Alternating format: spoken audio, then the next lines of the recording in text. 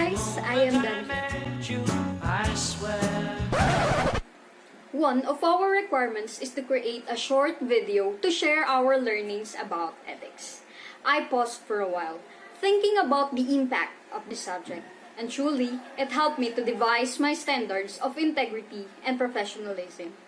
Its objectives were fulfilled, especially in developing my analytical skills and practicing my decision-making about ethical and social responsibility issues.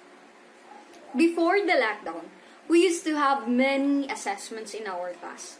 Of all the assessments, I enjoyed answering questions where we put ourselves in someone else's shoes. From here, judging someone for being unethical is easy, but it is the other way around if you are in his shoes.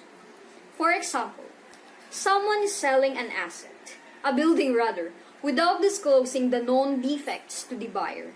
Then, here comes the what-ifs. In accounting, the what-if scenario is inevitable, but it is not the most painful question. It is asking what should have been.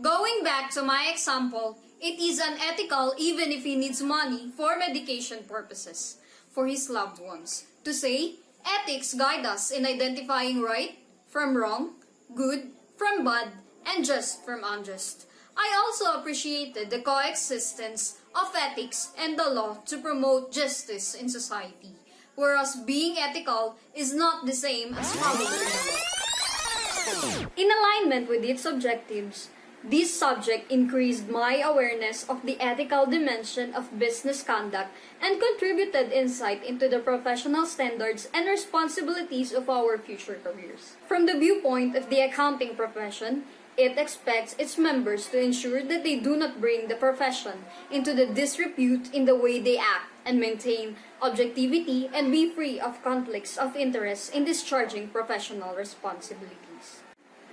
Accountants must always display honest and straightforward behavior without subordinating their judgment to others, even if it means the loss of a job or a client.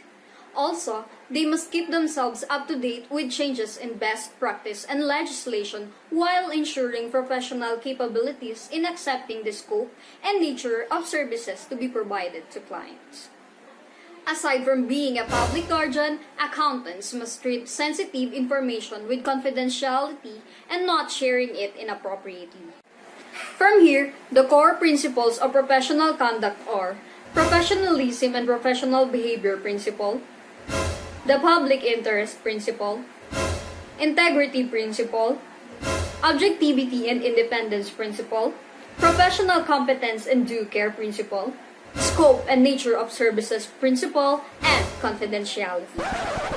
To sum up, I learned a lot.